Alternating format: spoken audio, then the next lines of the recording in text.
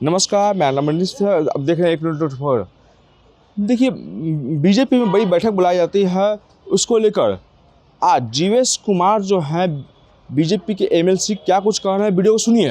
हमारे कुछ जिलों का बैठक था, तो बैठक तो हम लोग का रेगुलर चलते रहता है। ये हम लोग का कमेटी का बैठक था, कोर कमेटी का, तो ये हम लोग का रूटीन वर्क है, इसमें कोई नई बात नहीं है। ये बैठक लगातार हम लोग का चलते ही रहता है। उसके मुख्यमंत्री मुंबई पहुंच गए हैं।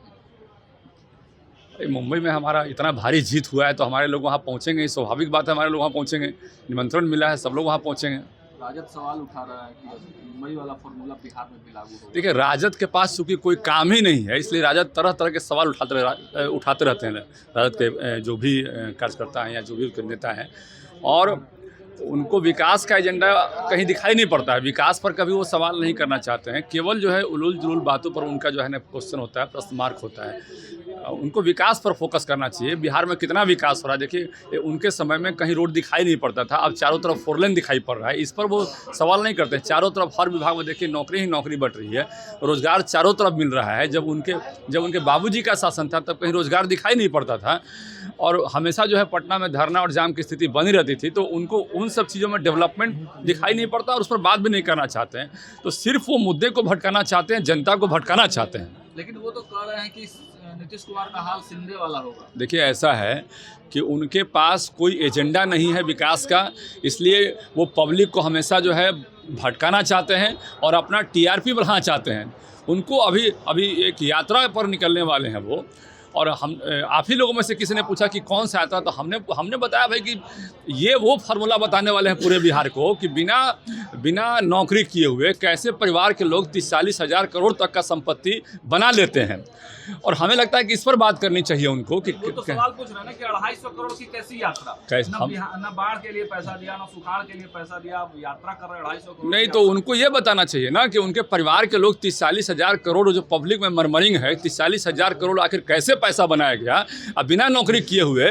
और बाकी जो है उन्हीं के समाज के लोग अभी भी रोड पर भटक रहे हैं, तो उन्होंने अपने जीवन काल में उन लोगों का प्रमोशन क्यों नहीं किया, लंबे समय तक राज किए। तो ये जो है ये बताना चाहिए उनको कि, और अपना परिवार का पूरा लंबा चौड़ा उन्होंने इतिहास बनाया, पूरा कैपिटल बनाया, तो कैसे बनाया, इस पर जनता को बताना चाहिए कि हम कैसे काम करते हैं। और ये चूँकि उनको विकास दिखता नहीं है, इसलिए विकास पर बात करना चाहते नहीं है वो। तेजस्वी भी लगातार कहते हैं कि हमने ही तो बताया 17 महीने में कि नौकरी कैसे बांटी जाती है। देखिए उनके मंत्री का नाम चंद्रशेखर जी था। आपको याद होगा कि आप लोग के मीडिया दिन भर यही चलाती थी कि कभी रामायण पर अटैक कर रहे हैं, कभी सुंदरकांड पर अटैक कर रहे हैं, कभी हनुमान चालीसा पर अटैक कर रहे हैं। तो उनके जो मंत्री थे वो तो जाते ही नहीं थे ना ऑफिस से, वो कार्यालय जाते कहाँ थे। और कार्यालय आप बताइए कि बिना कार्यालय गए हुए वो सारा काम करते थे, ये कौन सा फार्मूला है।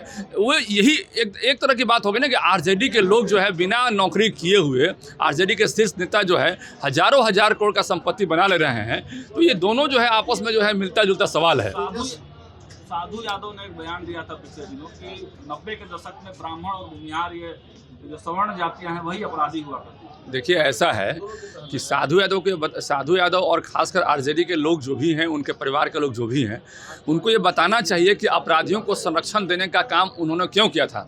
शहाबुद्दीन जैसे लोगों को उन्होंने प्रमोट करने का काम किया, जिस पर आरोप है कि शराब से नहला के अपने जो है विपक्षियों को मार देने का काम करते थे वो, और वही खुलेआम ऐसा आरोप है।